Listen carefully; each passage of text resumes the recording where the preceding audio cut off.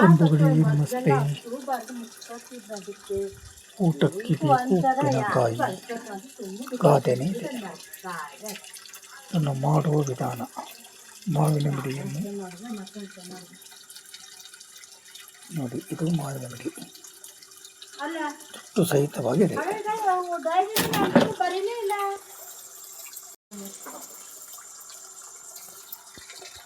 ನೋಡಿದರಾ?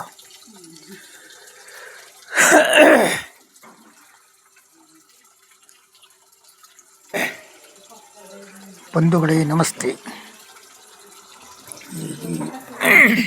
ಊಟಕ್ಕೆ ಬೇಕು ಉಪ್ಪಿನಕಾಯಿ. ರೆಡಿಮೇಡ್ ನಿಮಗೆ ಗಾದೆನೇ ಇದೆ ಅಲ್ವಾ? ಆದರೆ ನಾವೇ ಸ್ವತಃ ಮನೆಯಲ್ಲಿ ಉಪ್ಪಿನಕಾಯಿ ಹೇಗಿರುತ್ತೆ? ರೆಡಿಮೇಡ್ ಸಿಗ್ಬೋದು ನಿಮಗೆ. ನಾವೇ ಸ್ವತಃ ಮಾಡುವ ಉಪ್ಪಿನಕಾಯಿ ಹೇಗಿರುತ್ತೆ ಅನ್ನೋದನ್ನು ನಿಮ್ಮ ಒಂದು ಸಣ್ಣ ಟ್ವಿಸ್ಟ್ ಅಷ್ಟೇ.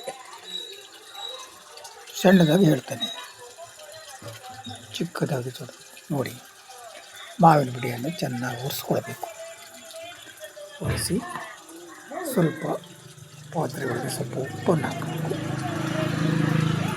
ಉಪ್ಪು ಹಾಕಿ ಉಪ್ಪಿನ ಮೇಲೆ ಸ್ವಲ್ಪ ಮೇಲೆ ಇದರಲ್ಲಿ ಇಟ್ಟು ತೊಟ್ಟು ಮುರಿಬೋದು. ಮಾವಿನ ಮಿಡಿ ತೊಟ್ಟೆ ಹಾಕ್ಬಿಡ್ತೀವಿ. ಸ್ವಲ್ಪ ಒಂದು ಅರ್ಧ ಇಂಚು ತೊಟ್ಟಿಟ್ಟು ಮುರಿಬೇಕು. ಯಾಕಂದರೆ ಸ್ಮೆಲ್ ಬೇಕಲ್ಲ, ಅದಕ್ಕೆ. ಹೀಗೆ ಒಂದೊಂದು ಜೋಡಿಸಿ ನಿಧಾನವಾಗಿ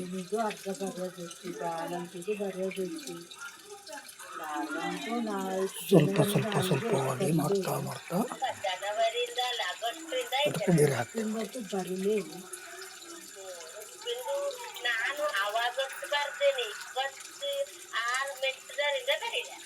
ಉಪ್ಪನ್ನು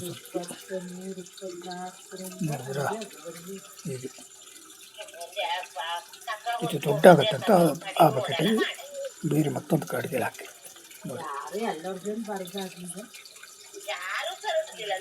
ಇದರಲ್ಲಿ ಆ ಬಕೆಟ್ನಲ್ಲಿ ಗಾಳಿ ನಿಲ್ಲುವುದಿಲ್ಲ. ದಮ್ ಕಟ್ಟಬೇಕು. ಅದು ಉಪ್ಪು ಹಾಕಿದ ಮೇಲೆ ದಮ್ ಕಟ್ಟಬೇಕು. ನಿಧಾನವಾಗಿ ಒರೆಸುತ್ತಾ ನೋಡಿ. ಸ್ವಲ್ಪ ಕೆಟ್ಟ ಕಾಯನ್ನು ಪಕ್ಕದಲ್ಲಿಟ್ಟಿದ್ದಾರೆ.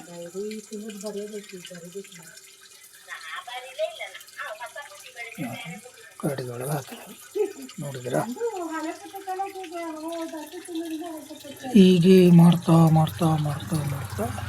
ಸ್ವಲ್ಪ ಉಪ್ಪು, ಒಂದು ಲೈನ್ ಮಾವಿನ ಮಿಡಿ, ಸ್ವಲ್ಪ ಉಪ್ಪು, ಒಂದು ಲೈನ್ ಮಾವಿನ ಮಿಡಿ, ಹೀಗೆ ಹಾಕ್ತಾ ಇರ್ತೀವಿ. ನಮಗೆ ಅಗತ್ಯ ಬಿದ್ದಾಗ ಉಪ್ಪಿನಕಾಯಿಯನ್ನು ನಾವು ರೆಡಿ ಮಾಡ್ಕೊಳ್ಬೋದು. ನೋಡಿ, ಒಂದು ಪಾತ್ರೆ 250 ಮಿಡಿ ಇದೆ. ಎಲ್ಲರಿಗೂ ಮನೆ ಬಳಕೆಗಾಗಿ ನಾವು ಬಳಸ್ತೇವೆ. ಮಾರಾಟಕ್ಕಂತೂ ಅಲ್ಲ, ಮನೆಗಾಗಿ. 1 ವರ್ಷಕ್ಕೂ ಹೆಚ್ಚಿಗೆ ಬರುತ್ತೆ.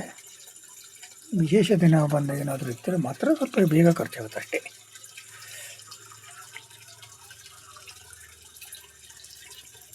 ನೋಡಿ, ಪಾತ್ರೆ ತುಂಬ ಬಂದಿದೆ. ಸಾಕಾಗುತ್ತಲ್ಲೋ ಗೊತ್ತಿಲ್ಲ, ನೋಡುವ ಏನಾಗುತ್ತೆ ಅನ್ನೋದನ್ನು ಆಮೇಲೆ. ನೋಡಿ, ಮಾವಿನ ಮಿಡಿ,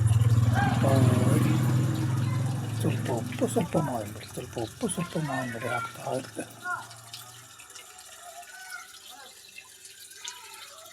ಇದು ನಮ್ಮ ಮನೆಯಲ್ಲಿ ಮಾಡುವಂಥ ಉಪ್ಪಿನಕಾಯಿಗಳು. ಅವರು ಒಂದೊಂದು ಮನೆಯಲ್ಲಿ ಒಂದು ರೀತಿಯಲ್ಲಿ ಇರ್ತದೆ. ನೋಡಿ, ಯಾಕಾಯಿತು. ಈ ಬ್ಲಾಗ್ ನಿಮಗೆ ಇಷ್ಟವಾದರೆ ಸಬ್ಸ್ಕ್ರೈಬ್ ಮಾಡಿ, ಶೇರ್ ಮಾಡಿ, ಕಮೆಂಟ್ ಮಾಡಿ. ವಂದನೆಗಳು ಸ್ನೇಹಿತರೆ. ಬಾಯ್ ಬಾಯ್.